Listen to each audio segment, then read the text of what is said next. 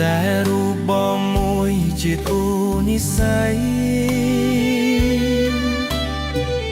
ចាឲ្យរូបស្រីជាគូព្រេងពិតសច្ចាស្មោះស្ម័គ្រមិនប្រែគំនិតមានតែវមិត្តជាម្ចាស់ចិន្តា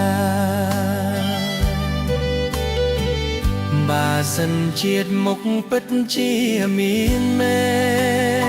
នសូមផ្សងកុំឃ្លាតជួបតែជីវ៉ាបានជាគូក្រងគ្រប់សង្ខាររួមរស់រក្សាស្នេហ៍នេះក៏ទៅ